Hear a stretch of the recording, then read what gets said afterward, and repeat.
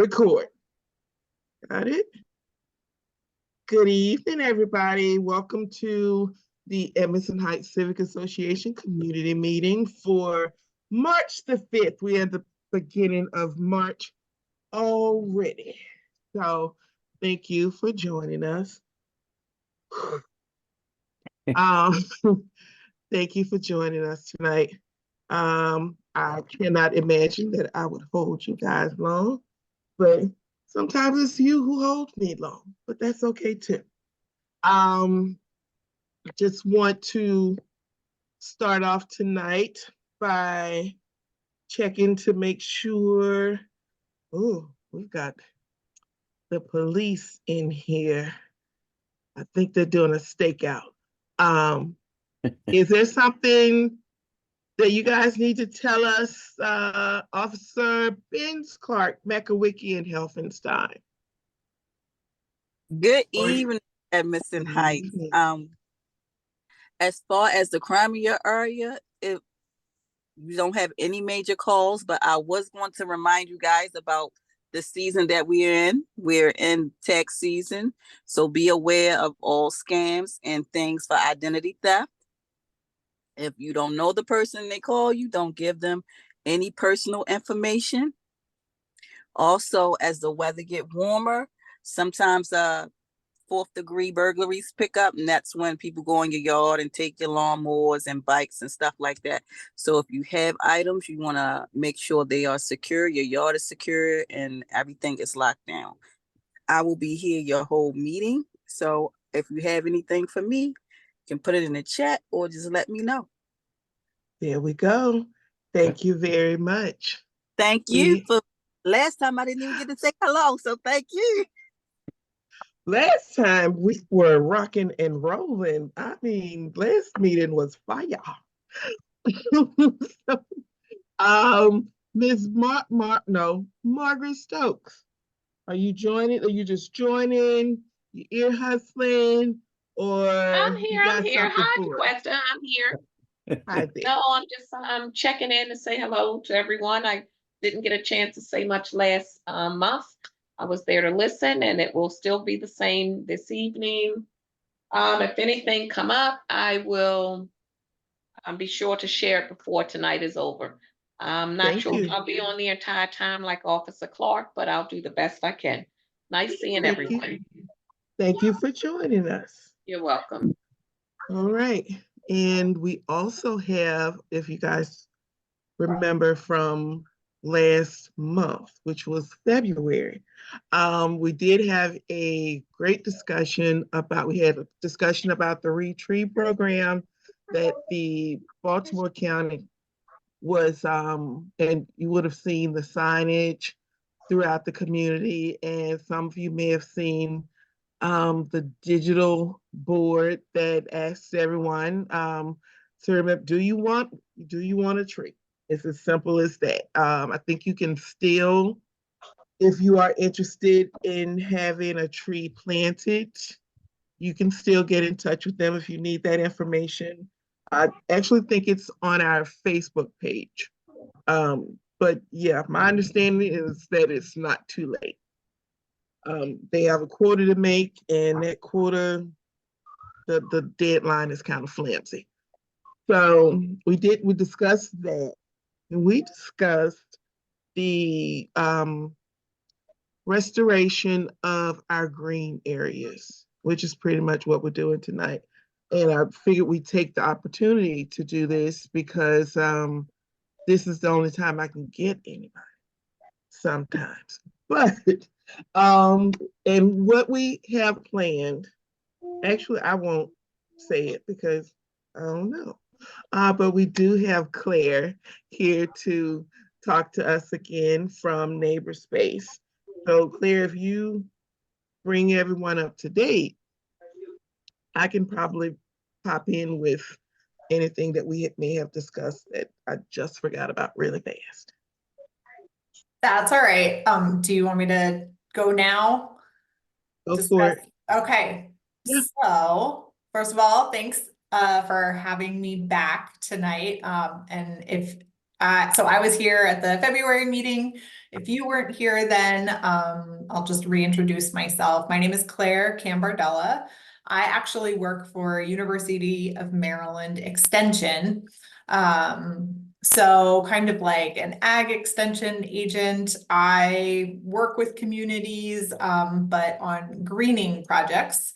And I'm a watershed restoration specialist. So my focus is on anything that can help with water quality, flooding issues that people have, like street flooding. Sometimes it can get into sewage issues as well, but hopefully you all aren't having that in Edmondson Heights. But so those are just some of the issues that I work on, and it turns out that the solutions to a lot of those issues are really just planting trees, greening spaces, so planting more plants.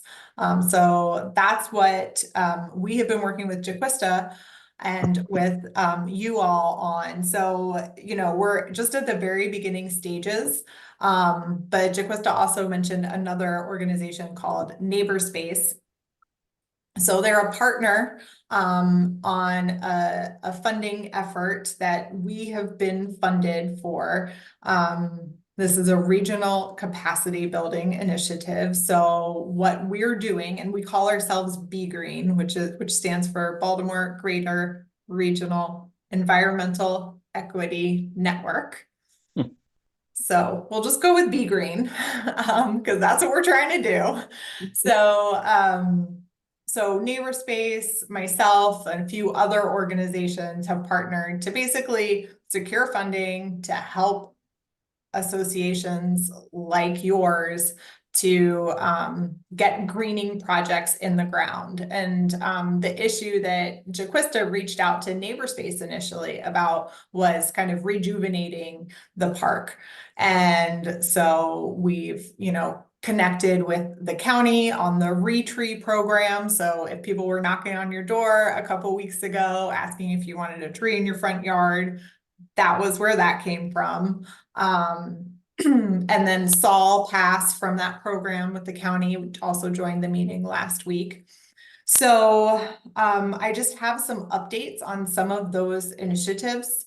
One, since Jaquista brought it up, was with Retree, actually. So while Saul and his some volunteers and other folks from his crew went around and were asking individuals if they wanted a tree in their front yard, they also developed a plan to plant trees in the park.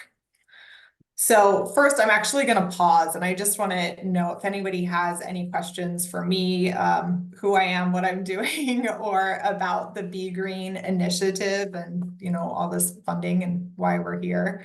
So I just want to pause for that for a second. Looks like you're good. Okay. You're helping with green spaces. Okay, that is our helping goal. Be Green. So the some of the feedback that we got back from the last meeting was that when people saw the planting plan for trees to go in the park, was that people might prefer, instead of having the trees planted kind of in the center of the park, to have flowering trees planted around the perimeter. And so that would just be more visible if you're just passing by and you don't like walk down the steps to kind of, you know, down by the stream. So I relayed that information to Saul, who's again, the contact of the county who manages that program. And his question back to me was, they can work on putting more trees around the perimeter. He'll see what he can do about that. There might be an issue with a lawnmower, but I'll get back to that in a second. His question was, do you prefer that no trees go into the center of the park? Now, Yes. okay, and so Jaquista kind of said yes, and I just want to provide a little bit of background. And Jaquista, do I have screen sharing capability? That would be Angela. Where are you, Angela? Actually, I think I can. Okay, All you right. have it, Claire. I think so. Yes. Yep. All right. So, oh gosh, now I can't make my thing bigger. Okay, I'm sorry if this is small. Hopefully that's a little better. So this was the planting plan that Saul passed on to us. So it's an aerial view of the park, and this is the park. Hopefully my cursor shows up. And then there's Is these everyone seeing this? I'm seeing a blank screen, but it might Oh just be no. me. Is it I just see me? it. Okay, it's just me. I can see it. You can see the map? I can see it as well. Okay. Yes. All right, so what we're looking at is an overview, an overhead shot of the park. And then there are teeny tiny dots in there that represent where the trees are gonna go. And the different colors are the different species. So eastern redbud, hackberry, those will be flowering trees. And so those are these pink dots, and what hackberry is purple. So pink and purple, those are gonna be flowering. And then these other trees will be taller trees. They won't necessarily make obvious flowers, and those they had planned to plant in the interior. And when I asked the question, do you want no trees in the interior? Jaquesta, you said, no, we don't need trees there. And I think that the reason for that is one, they're not as visible in there, but two, another thing that we're considering as far as rejuvenating the park is to remove a lot of invasive species. There are some invasive trees, shrubs, vines that are kind of taking over that area and making it just kind of look tangled and messy. So, it makes some amount of sense to hold off on planting there if we're going to still have to be doing a lot of removal. And you may have noticed over the past month that some of that shrubbery was removed. So I'm gonna pause for questions again, especially while I still have this image up. Does anyone have questions about that or feedback on the location of the trees to be planted? I'll ask if anyone is interested in going down there. We're planning basically let's look and see. We're asking people for ideas, but a lot of people have never seen the inside here.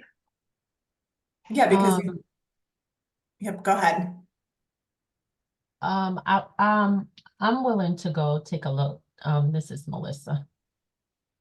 Well, I would expect so, Miss Melissa. Okay, we'll get with you. Hello. Yes. Hi, it's Rosa. I went down to the park. Deborah and I went down into the park last week just to look at it. And there is, a lot of the trees have come down, but a lot of the brush on the side, I'm not seeing where that's gone. So I'm willing to go back. Y'all know that's the park is my thing because I do the project Clean Stream in April. So I'm willing to go down and look again. I was just about to bring you up and invite you into the conversation, Rosa. Rosa, did you know that I don't know how to say this, Claire, I'm mentioning the additional stream, or you remember the part we didn't know? Right, there are a couple of and I don't know if they're natural streams or if they're more just stormwater outfalls, but there's kind of, can you all see the cursor move on when I'm going across the map? Okay, so there's the stream that kind of runs through the denser part of the forest over here. And there's a stormwater outfall that comes down, I think, through from this road from Sunset. Okay. Yeah. And if you've seen that stormwater outfall, the concrete there is kind of broken and some of it's floated downstream and there's a lot of erosion around it. And then there was another Come up. smaller stormwater outfall kind of Gotta come down. up. Yep, Yeah. here, Yep, yeah, right there. yep. Yeah. Right, because it was right on the edge of those trees. So there's another one coming through there. Mhm. So this kind of flows into this one, which then flows down. I think I'm going the right direction. It Yeah. flows into the Gwynn Falls. Yeah, you are. Yes, it does. Looks like it, yes. It's actually a runoff from spring water Okay, initially, but then it Hmm. also turns into a storm drain.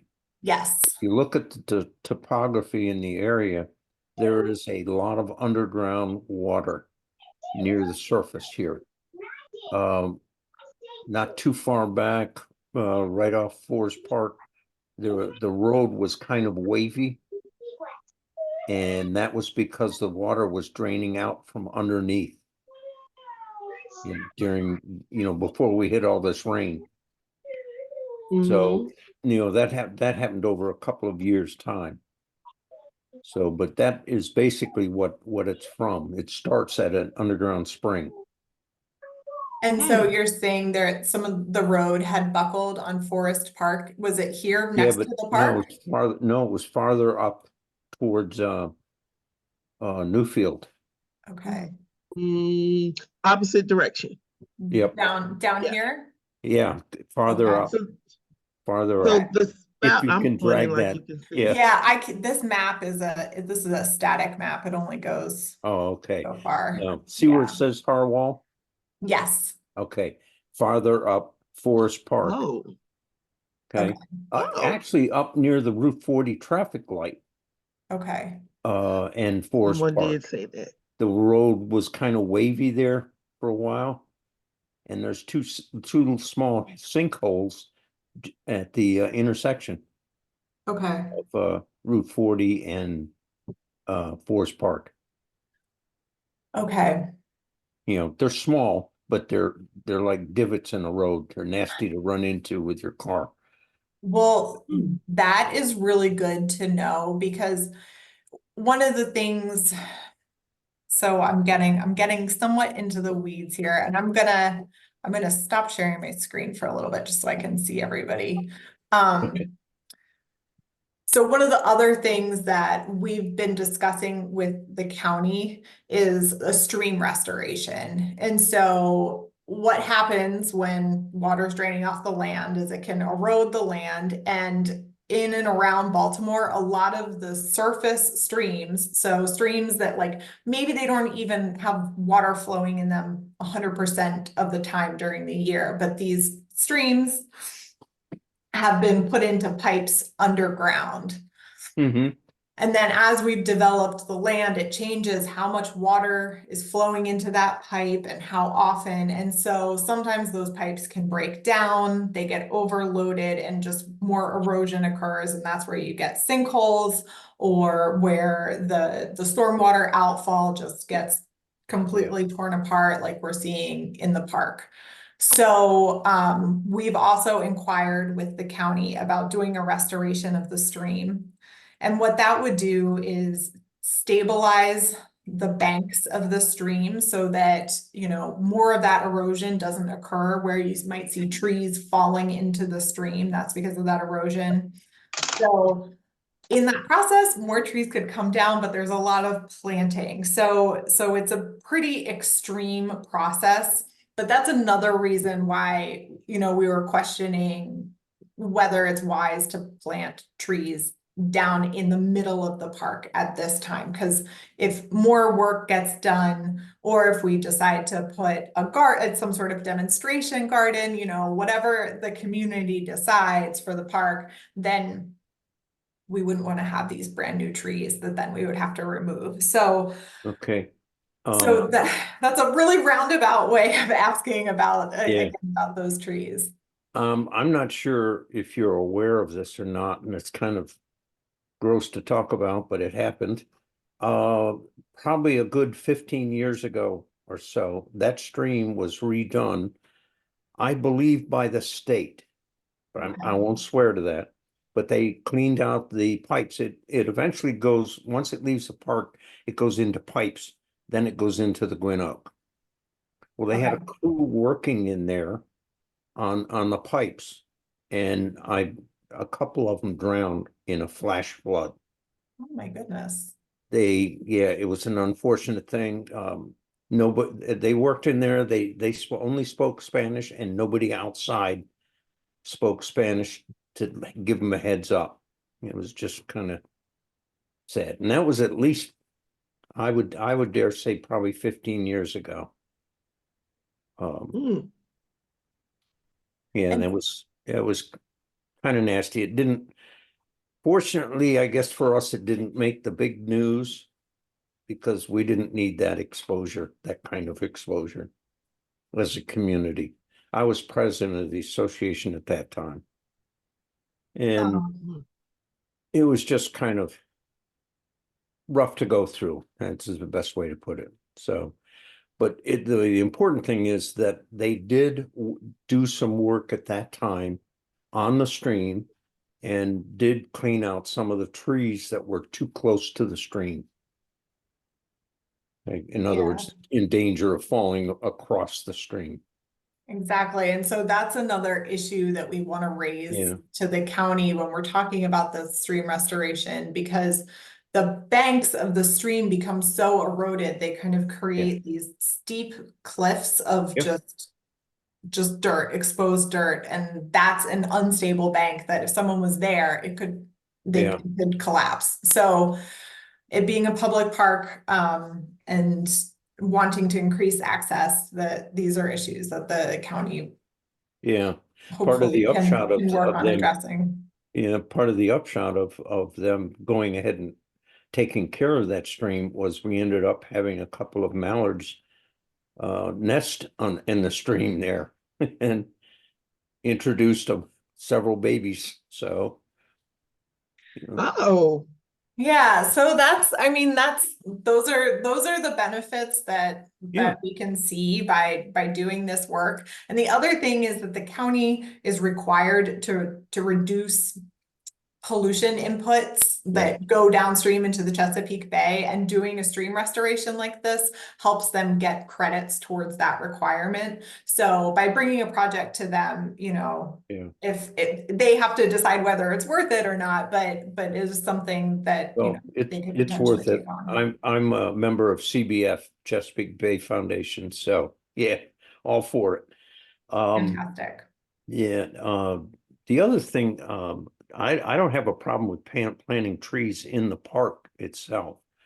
But I like the choices they've picked. The only one that I question is a pin oak tree, just simply because their root system is a lot above ground. Okay. Their initial root system, not the deep down, you know, Mhm. a lot on top of the ground. And I question whether that would be advisable so close to the edge of the park. Because they're a tripping hazard when your kids are running around the park there, because they do on that grass area around the park. we were thinking that planting, like for the foreseeable future, it wouldn't really make sense to plant trees inside. And there's trees that need to be removed. There's trees that are dead in there. And until they come up, and I guess along that shoreline, I'm actually glad that it's a good thing that there's trees that have been removed or cut down, and it keeps you from just going over into it's really a good thing. Eventually, somewhere down the line, they'll fall in, and then we'll know not to go that far. So it looks like, what I was amazed by is that it looks like there's so much erosion, because I didn't think there would be a part of the stream coming from the other end across the park. Yeah. And it concerned me. It's beautiful, but it looks natural. But it kind of looks like the park is caving in. I know it's not, but that's what it looks like. Yeah, part of it is. Yeah, So I think as far as use of the park, we'd only get so much of it. I mean, a decent, maybe a decent amount of the park to put into use. Some of it, I think we discussed, would be wetlands. Well, it is wetlands, but Yeah. creating wetlands. We were talking about a rain garden or rain gardens would be great there. And we discussed the rain garden in the median on Harwell, which Mhm. is basically, it would take care of, especially in the median, it would take care of the aesthetics because it's all plants that soak up water and refilter it out. And so it would, rain gardens I've seen have been really nice looking. Yeah, So and these are all ideas that eventually we want to bring to the community, and we will probably be administering a survey to get feedback on that. And as we're sitting here, I'm thinking, okay, we need to do a presentation to give examples of what all of these things are. And that's something that I would be able to do rather than kind of like piecemeal explaining everything as I have been. But we want to provide as much information as we can about what the opportunities are, and then get everyone's feedback to come up with what that master plan is going to be for the park. So that's like the big picture, long term, not too long term, like next year, in the next year goal. But in the meantime, we've come up with a couple of other things that we'd like to do to get people interested, get people out in the park. It's great to hear people are willing to go down there. So speaking of that, I have a couple of other updates, Jaquista. And then just to recap, because I had asked the question about where the trees should be planted. Looks like there's one pin oak that's really out there on the perimeter. We can say, can you replace that with a smaller flowering tree?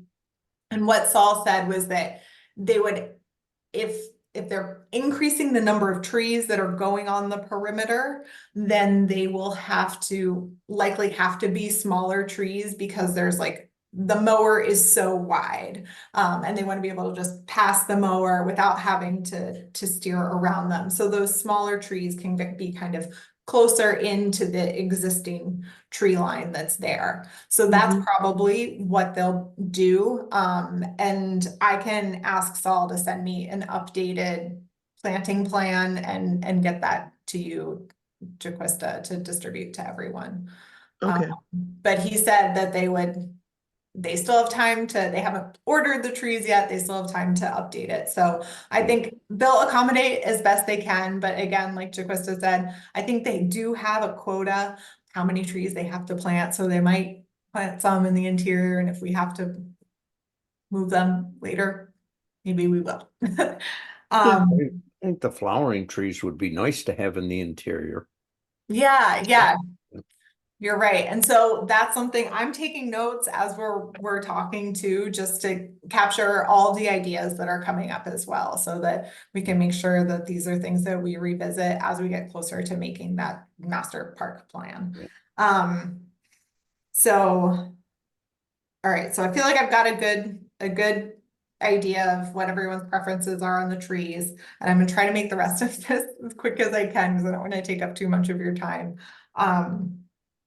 So we have drafted a letter to the head of the Parks, Rec and Parks Department, to discuss just permission with working in the park, and kind of working out who does what and who we need to ask for what going forward as we're continuing to do this work. So we've got a nice letter drafted. Jaquista, I think we just need your like stamp of approval, and we can send that out.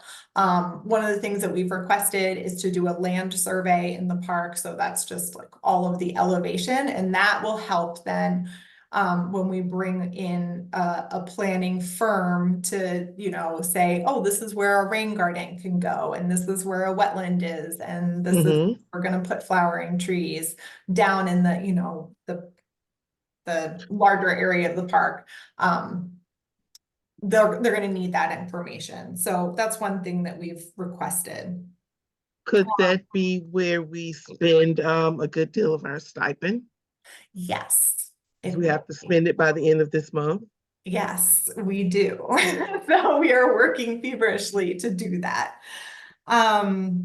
So another thing that we would love to spend some of these funds on, at the last meeting, we heard a lot of like mixed feedback about getting trees for front yards, with lots of good reasons for that. Some folks are not into having a tree out in front where they're parking their car, which totally makes sense.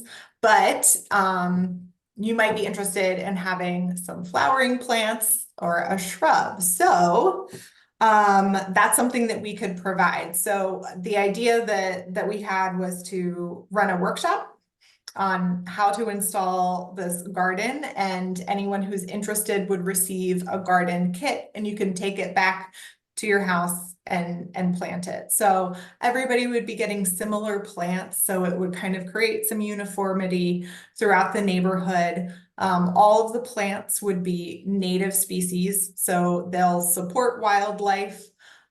They are adapted to living in this climate and under these conditions, so they don't require, they're not like really finicky plants that, you know, need a lot of care and tender love.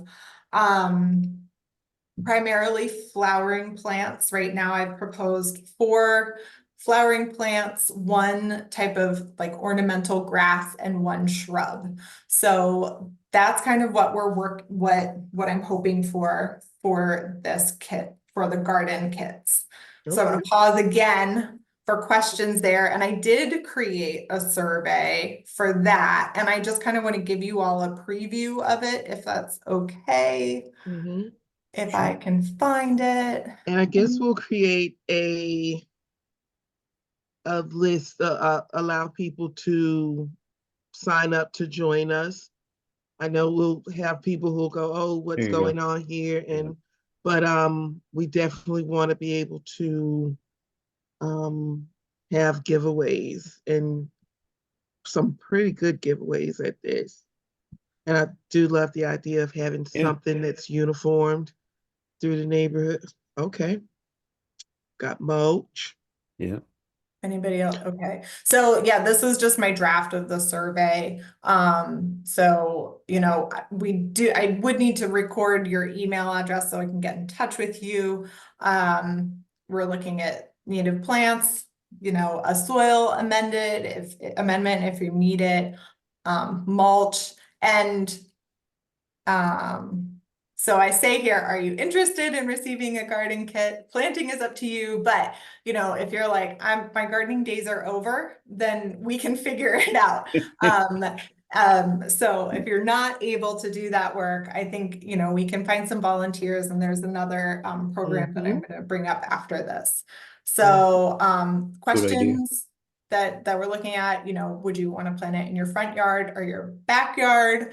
How much sun do you get? If you know, sorry, this is in the draft format of the survey, so that it's It's just good. looking a little strange. It's good. If you are willing to provide your address, especially if you don't know how much sun you get, then that will help us determine, like, if you're north facing, then you won't get as much sun as if you're south facing, if it's your front yard, your backyard. So we can figure that out with like Google Maps. And then for the planting and maintenance or care workshop, you know, when would you be available? Weekday, Saturday morning, afternoon? So how should we contact you, and just any questions? So I'm gonna get Jaquista's stamp of approval for this as well, and then we can distribute it and hopefully hold that workshop probably in May or something. A part of me, okay, in May sounds good. A part of me, and yeah, I love this. I feel as though this is going to sound weird, but we're not asking for anything in return except to take this survey. I would like to get some participation from people. I definitely want to make sure that the people who do have an interest, you know, get one of these kits. Definitely, but you'll have people who they don't have to do anything, and what we're asking for is input and asking them to just care just a little bit. And if they care just a little bit, maybe then they'll litter a little bit. So just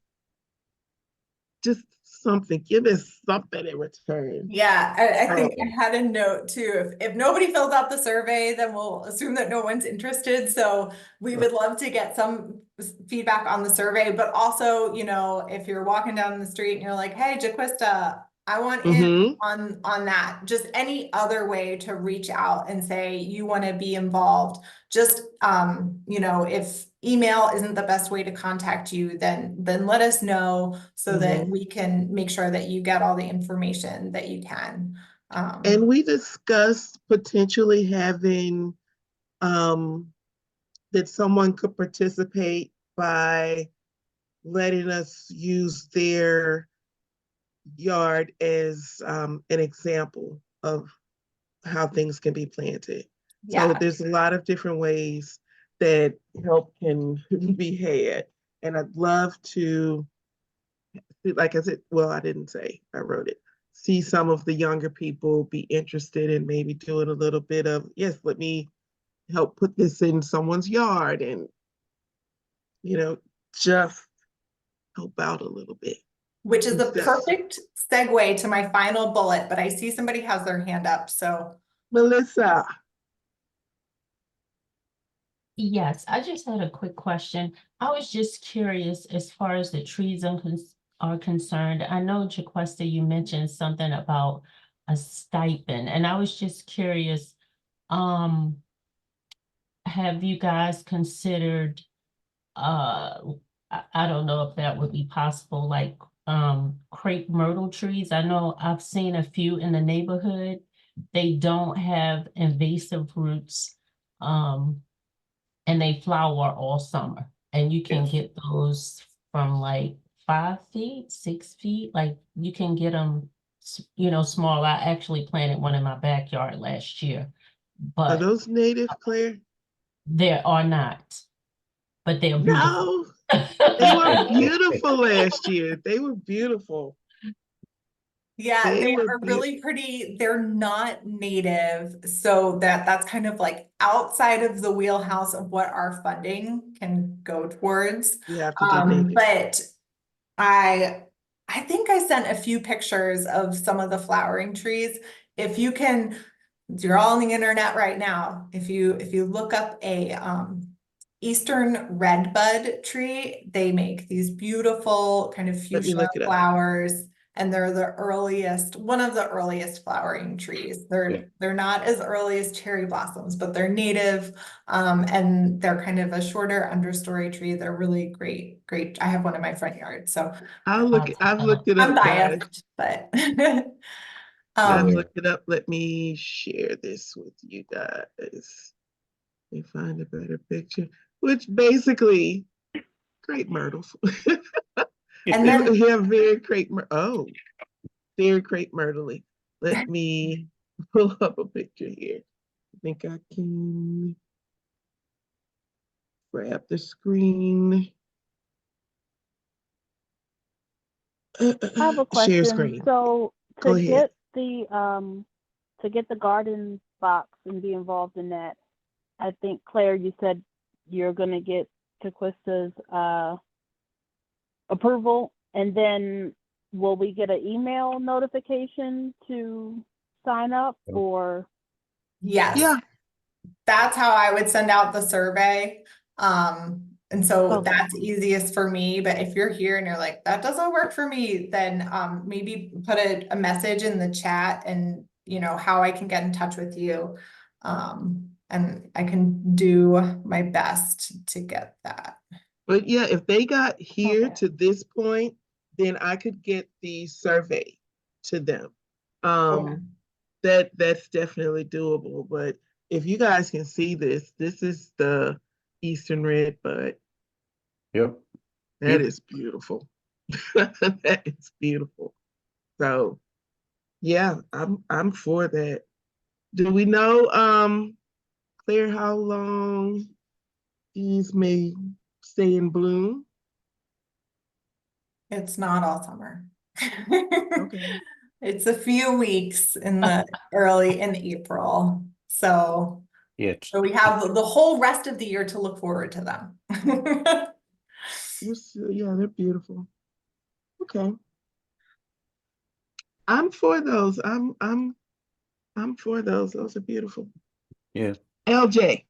Quick question. With the is wisteria a native tree? Because they're No. very similar to the crepe myrtle in So appearance. there is a native wisteria that I I've just seen them. learned about. And I don't know how similar it is to like that like trailing purple flower wisteria that most people are familiar with. But that is actually an invasive species as well. So we brought in all of these very Okay. pretty plants. Those are A very lot pretty. of times they end up taking over. So yeah, Yeah. those wisteria pods, they fling their seeds everywhere. Yeah, they do. Yeah. But yeah, they are really pretty. They And have vines. the wisteria is a vine, yeah. Yeah. But I Okay. mean, it can grow, the vines can look like a tree trunk. I mean, they're Yeah. huge. This is what, let me show this one to you guys. You're not gonna believe this. While you're pulling that up, do you mind if I transition to my last? Go for it. Oh, Here's yeah, the wisteria. I just saw the vine, so that's that's the the invasive vine. one. Yeah. Yep, Yeah. It is choking that tree. sure is. Yep. All right. That's Okay, forget that. okay. But I mean, this is good feedback. We're really interested in flowers and flowering trees. Mhm. And Yeah. yeah, and I'm glad that we're getting some positive feedback about the garden kit idea too, because I'm pretty excited about it. Yeah. Okay, last thing, kind of back to vines that strangle and stuff like that. Jaquista has brought up several times, and I know I've heard from a few other people at the last meeting, interest in getting people, particularly young people, involved in the maintenance of the park. So there's another partner with in Be Green, the Be Green group is started a green workforce development kind of effort.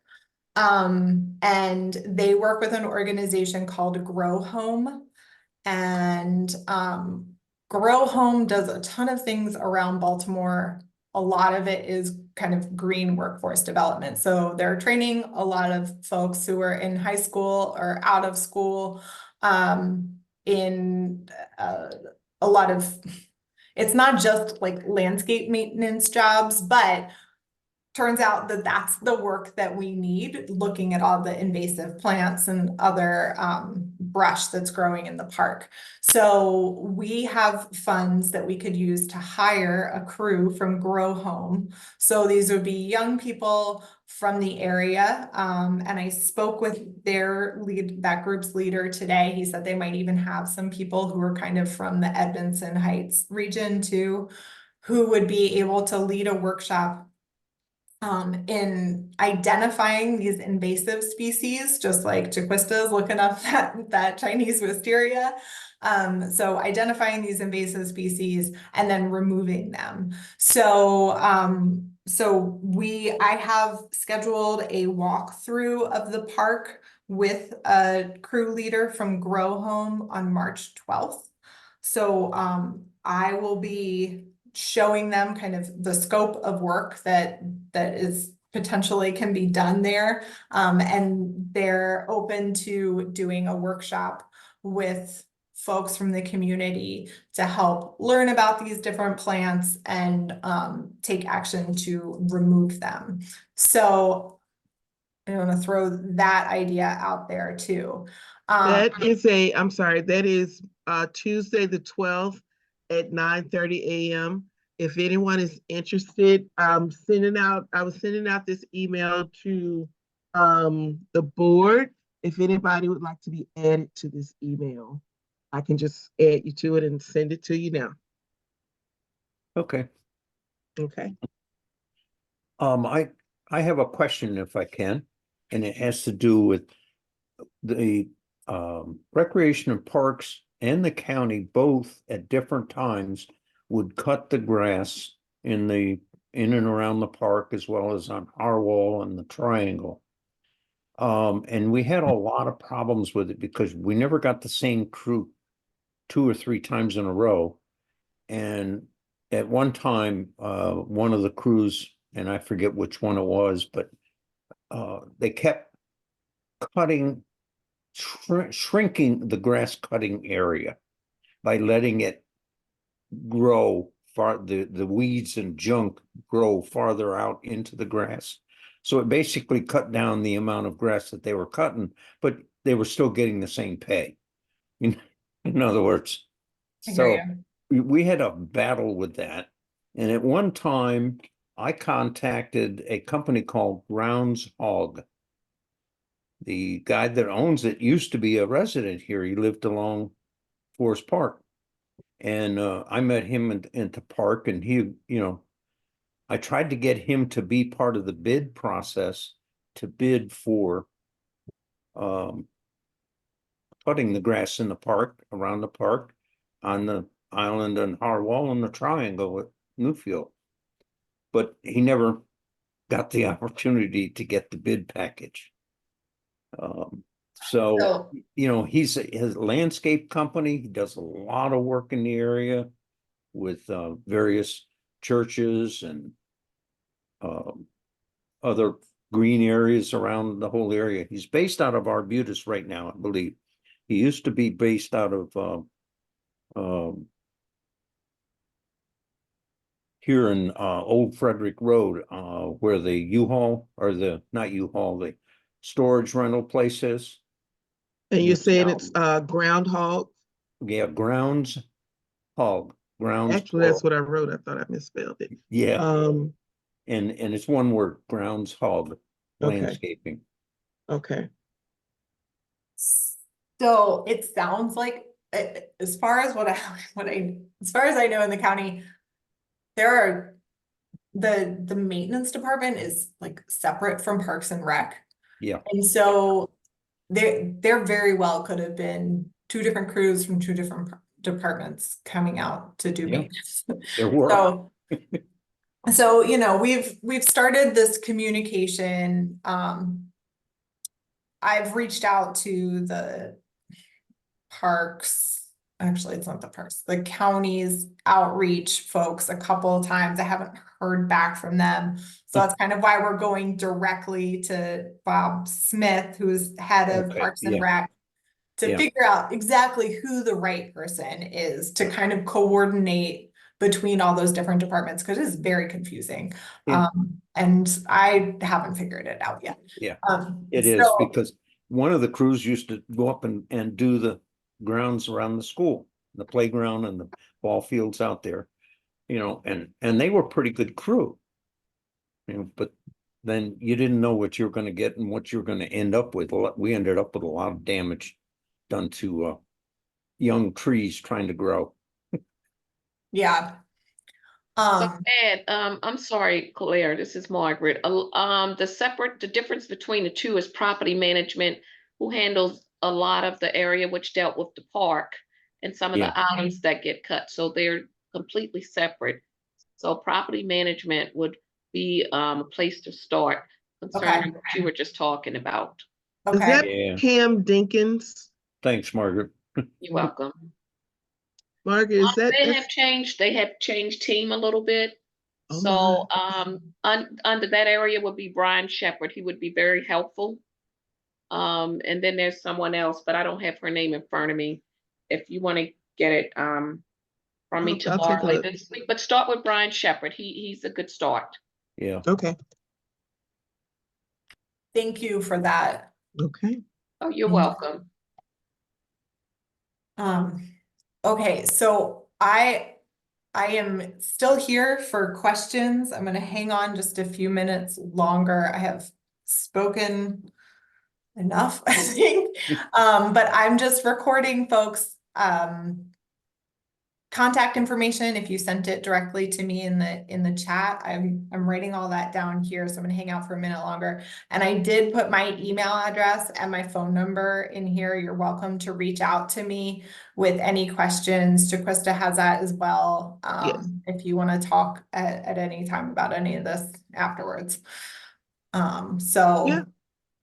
any other questions for me before I turn my camera off, and I'll hang out for another 5 minutes or so, just make sure I'm settled, and then I'm gonna head out. Okay, it looks good. I think we covered it. Thank you all again. Yeah. Thanks so much for Thank you. listening. Yeah. Giving me the opportunity to be here. Of course. That was a lot of good information there. Yeah, I will contact Margaret because I can't seem to different ways to spell Brian and different ways to spell Shepherd. So I'll look that up. But this is an opportunity for us, like I said, right now. Well, I'm glad that we get to have some sort of work. She says that so much better than I do. But workforce development, and I've said this here a couple of times. Well, I can't say it too much because if I'm not going to create it or have a start, then I think it's a really good start at creating some sort of interest in gardening and or landscaping. There's a lot of people who are just cutting grass when they can be doing a little bit more and just have a little bit more knowledge for it.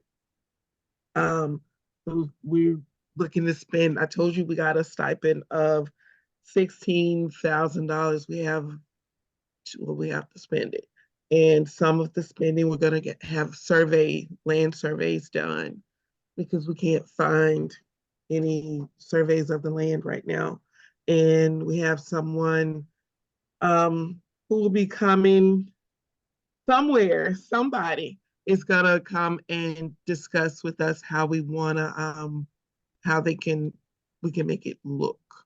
They'll give us a drawing and all of that stuff. And if I could draw, I'd do it, but I cannot draw.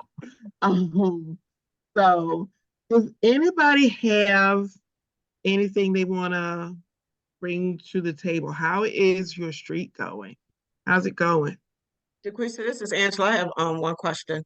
Go. With us beautifying around the park, is there at some point where we can get some signage where we can let individuals know that they can't dump around in that area and throw trash? Because they did come around and clean around the park after they did a cut. And they cleaned up, they came up and they cleaned up the trash, but I'm noticing trash is going back down around the park. Yep. So because there are no signs directly posted so people can see that it's not a dumping area, they use it as a side trash can. Are you saying that people don't know not to dump Yes. and toss trash out in the park? You cannot be saying that. I will not believe that. Yes. Hey, Absolutely, I'm saying that. And it's not like just a little bit. Sometimes it's like they would take their whole dinner that they had and just release throw the it. bag around. And I don't, I think they think that it is someone's actual job to clean up after they've dumped. So Yep. yeah, I just wanted to know if we could at some point get some signage where they would know after we make this park updates, beautification, to know that they cannot dump By hook or by at crook, will. yes, ma'am. Okay. By hook or by crook. Well, it wouldn't be by crook, but yes. And that is once we find out who at Parks and Rec and who with property Mike's going in management. and out, Jaquista. I'm Yeah. sorry. Once we find out who at Parks and Recs and who at Property Management to discuss this with, we will definitely discuss getting some signage. I think the stipend that we have will not allow us to do signage. We did discuss that at one point. Right. Yeah, we won't be able to do signage. And because those are owned by the county, I mean, it can be done. If there's signage out there already, but of course, as you know, the Yeah. overgrowed it, overgrowed it. Yes, ma'am, Claire. You're on mute. You're on mute, Claire. You are on mute. No, you're still on mute. Hit it No, one time. Okay, okay. Okay. You can hear me, right? All right. Yeah. One final thought. I was about to write it in the chat, but I think somebody mentioned taking part in Project Clean Stream recently. That's Rosa. Hi, Rosa. So we're Hi. leading a stream clean, like a cleanup around the stream in the park. Yes. Okay. It usually happens in June, April, Okay. sorry, excuse April. me. April. All the April, months. sorry, I think I'm getting sleepy.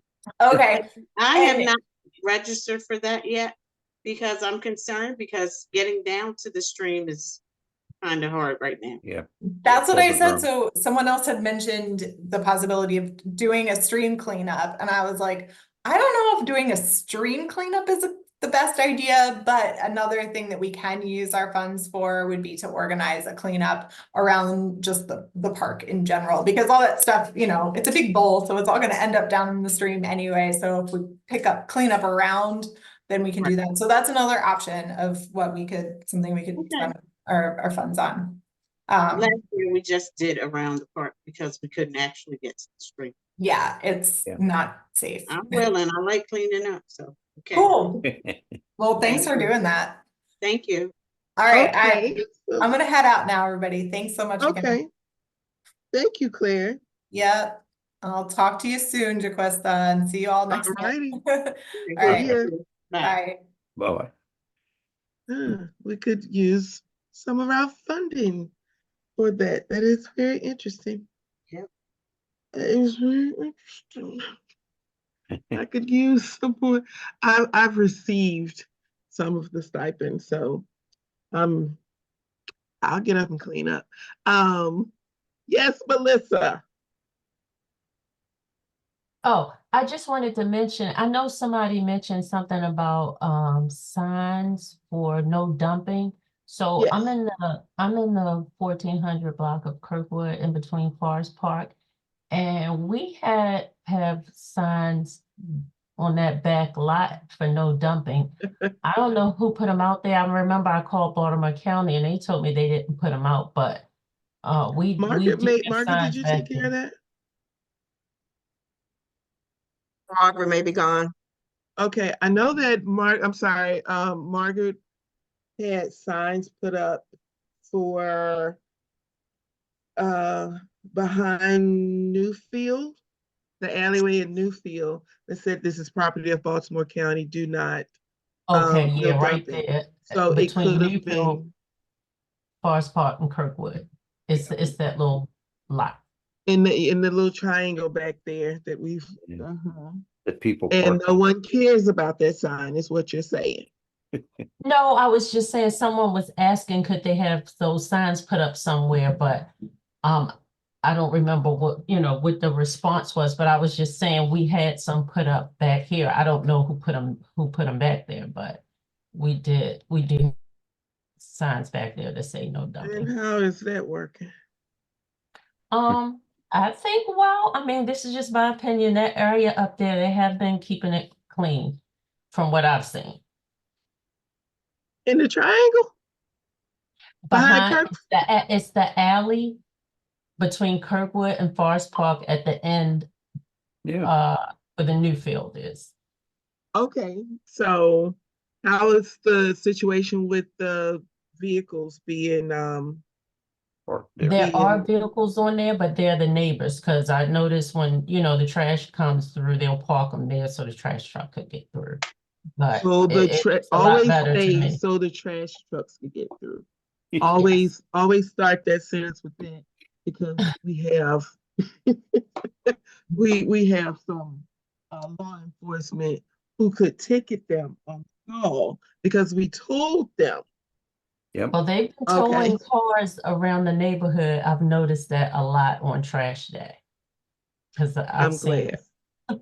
because we've asked over and over again. We've sent out letters, reminders. Hey, don't block the alleyways for trash day.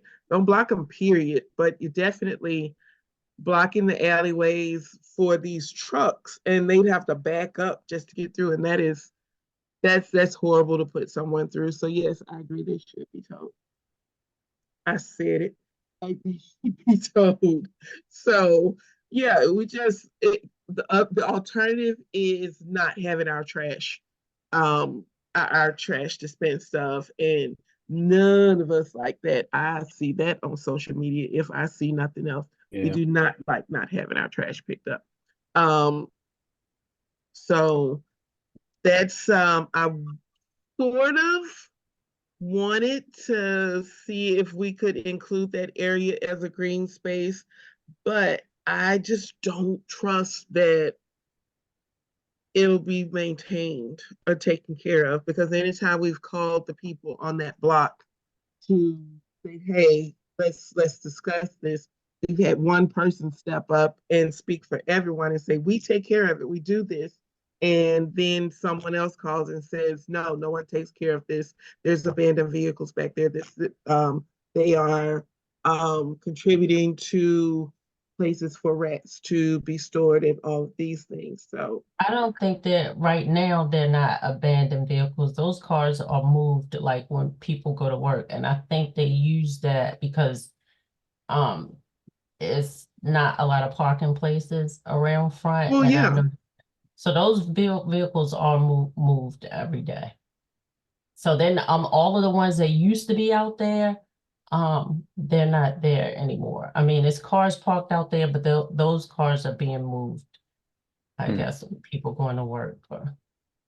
Okay, then at the most, we can make sure that property management comes out and make sure it gets cut. But no Yeah. one cares how it looks. Somebody's It's, been cutting it. I don't know who, but somebody's been keeping it cut. well, I'm done with that conversation then. No, there's nothing for me to do, but there's signs there. We have signs in the park. Yeah. The park it was so overgrown, and they are steadily but surely removing some of that overgrowth, pushing it back.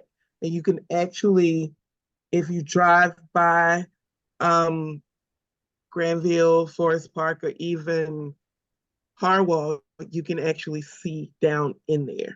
without getting close. So it's thinning out. I've learned a lot by going down in there. And one thing I've learned is that there's thorns and they get into your fingers and they sting a little bit. But there is, from what I seen when I initially started going down there, there's mowing happening. There's mowing happening, which is good because it wasn't. Yeah. The first time I went down there, the grass was up to your waist.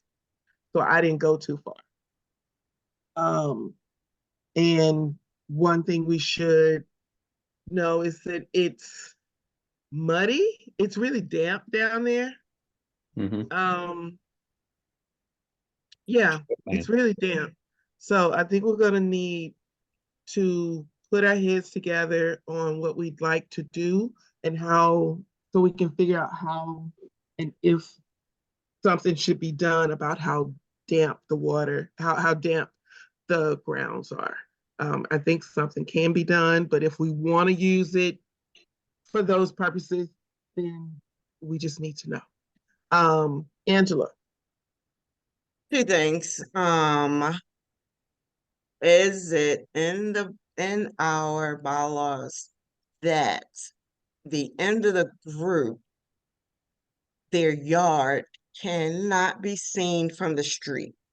The reason I'm asking is it's a house that's down on Forest Park, at the end of Granville. that has, and I know this probably has been reported, but I just need to ask a question.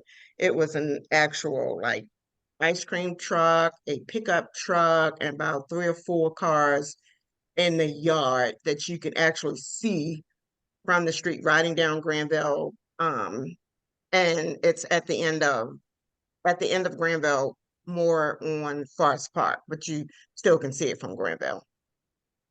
I know we said something about the shed couldn't be seen. So what if the residents are parking multiple cars? It's not just one, but it's like multiple cars in the end of the group yard. I know that's the look I got, but I was like, when I saw it, it was like one day wasn't there, next day it was there. So I'm just asking the question, can individuals park multiple vehicles in a large yard that is visible from the street? Let me ask a question. Are the vehicles parked on dirt or on paved area? Grass. Okay, that's illegal. In Baltimore County, that's illegal. Because the oil and gas and stuff will leach into the ground. So that's illegal. They can be reported for that, even if it's only for overnight. That's illegal. Oh. There we go. So There we go. Okay, and the Put it on the address police. is Put it on the- 1601 Don't do Forest. that. Don't do that. Don't do I'm that. just Yeah, Don't do that can be put on the police blotter.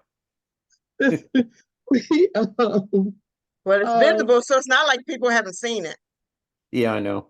Actually, if seen it's it in too. the yard, it will go to code enforcement. Yep. That's what Right. I was thinking. Yeah, exactly.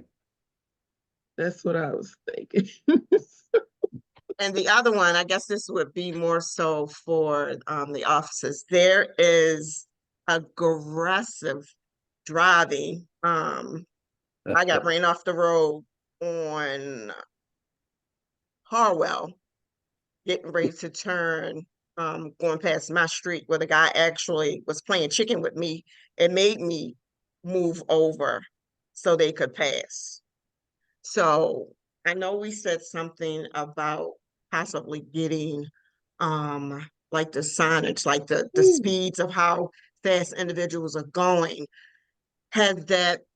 Is this still in the works, or is this something that we could put back on the table to discuss? Because Are we individuals still on are that list, Officer Ben Clark?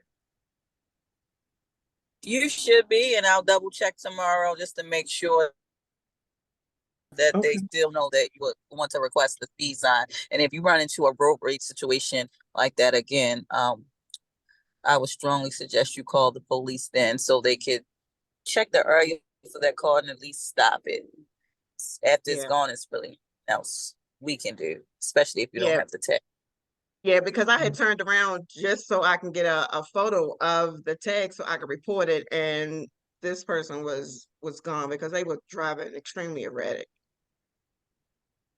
You sure you Was didn't that on the start? Harwell? Was That that on the was on, Harwell? yeah, that was on Harwell. That's what I thought. I heard them. Yeah. They've been using Harwell for a raceway lately here. The warmer seasons are approaching, Mhm. and people have nothing to do but use our streets. Well, Harwell's a convenient shortcut from Route 40 all the way on through to Ingleside, and you cut across it. Yeah. That's right. My brain, Yeah. my brain only wants to go home. I didn't think of that. So, anybody got anything, any other concerns, anything else? Miss Brunsella. Good evening, everyone. Is there anything that can be done with cars just sitting on the street? They take tags off of one vehicle and put it on that vehicle just to say they got tags on it. and it's one car that's sitting across the street from me. It's been sitting there for over a year and a half. And he has taken tags off of one car and put it on another one. And then it's a car, it's almost on the ground. The tires are flat. It can't move. If a strong wind comes, it couldn't move it, you know, it's just sitting there. And it's with the parking so bad, it makes it very, very bad for us, you know?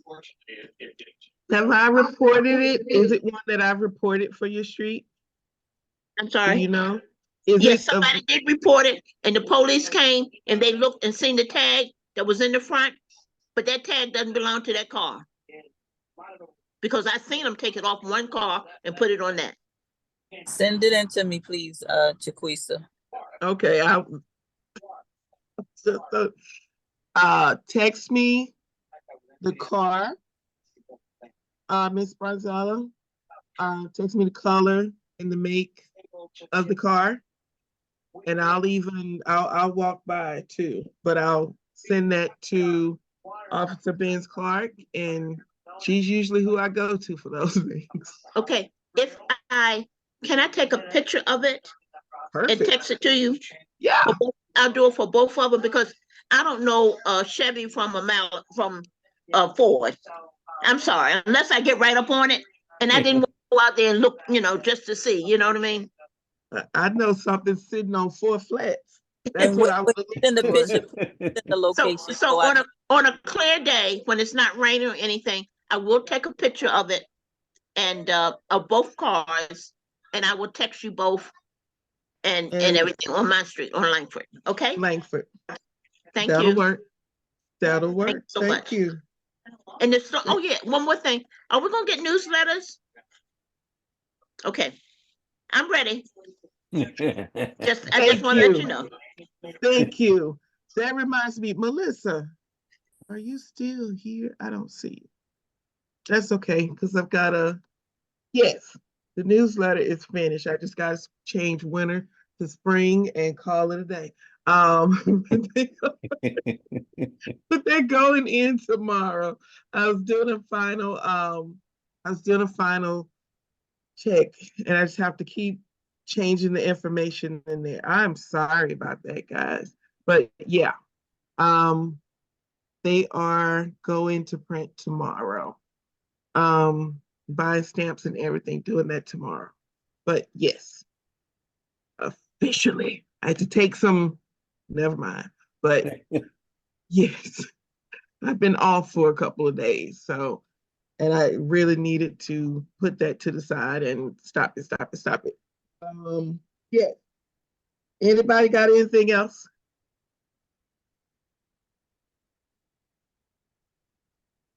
I thought for sure, Ed, you were gonna jump in with those changing of the license plate numbers.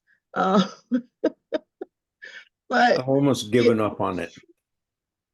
how are we doing if you've paid attention on Sunset with that? Fair. It you know, there's no address on Sunset in our community.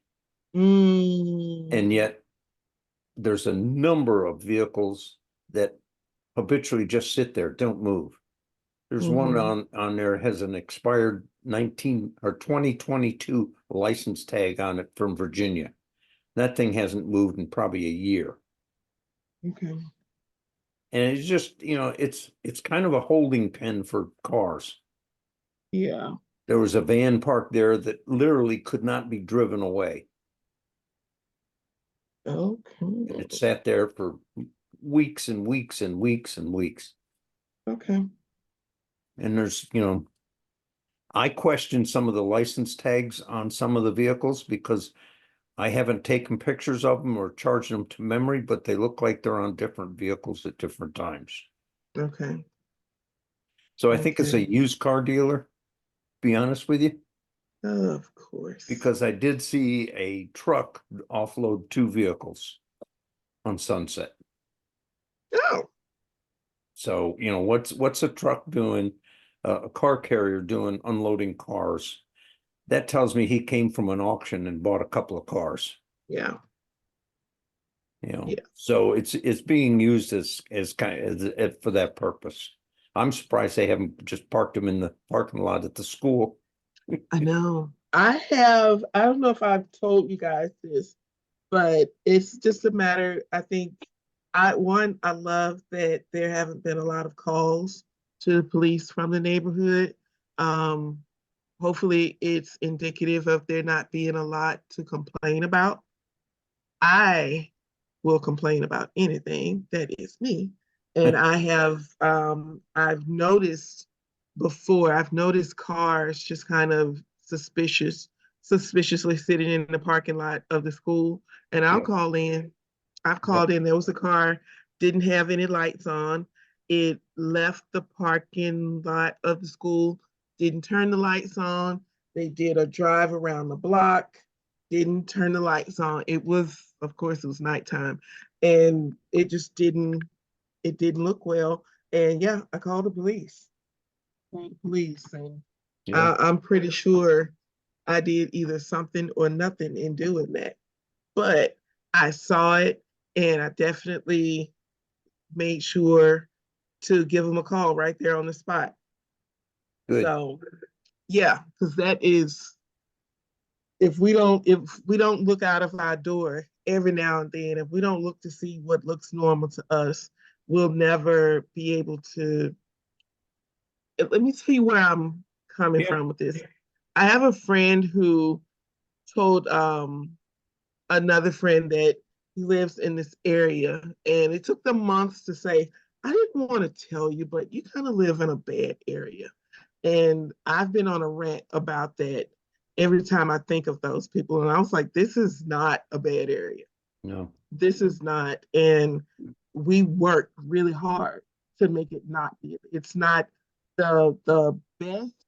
It's far from the worst. So I've got my britches in the water about that comment. And I was like, no, Yeah. this is not a bad area. And we're working to keep it from being that.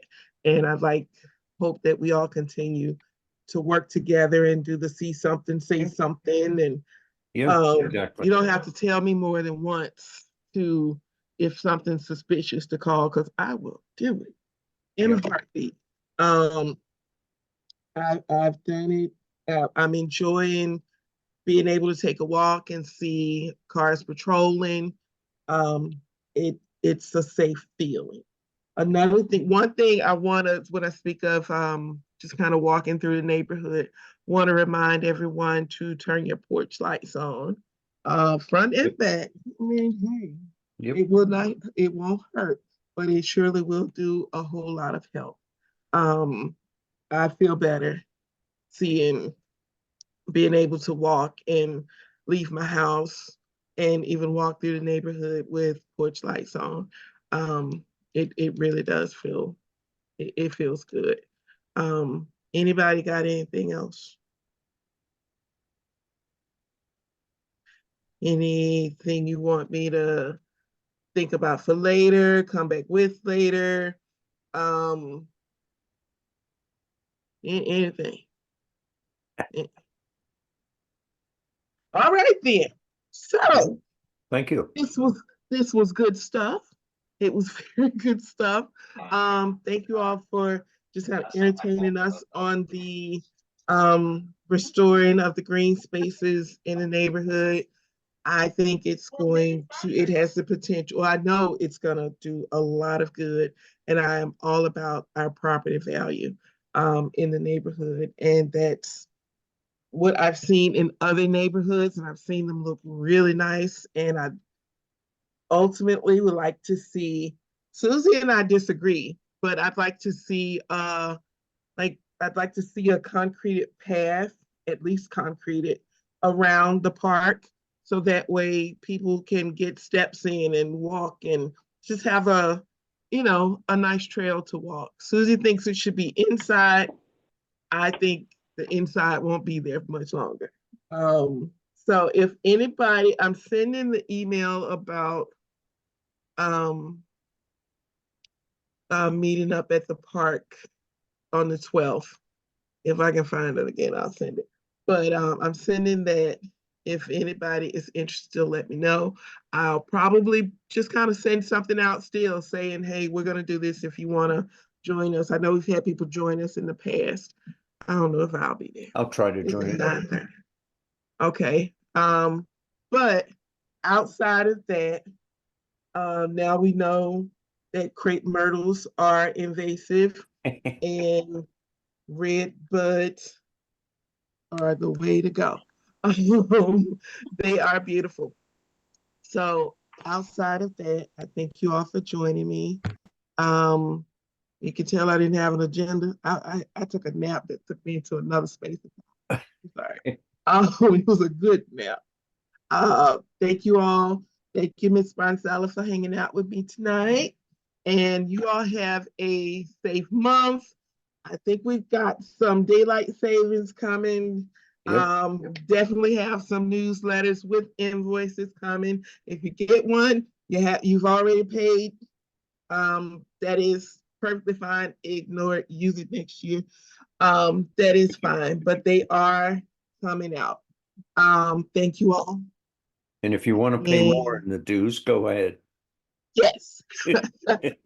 And yeah, and again, if there's any neighborhood use or unused or anybody who's interested in getting gardening kits, we send this out.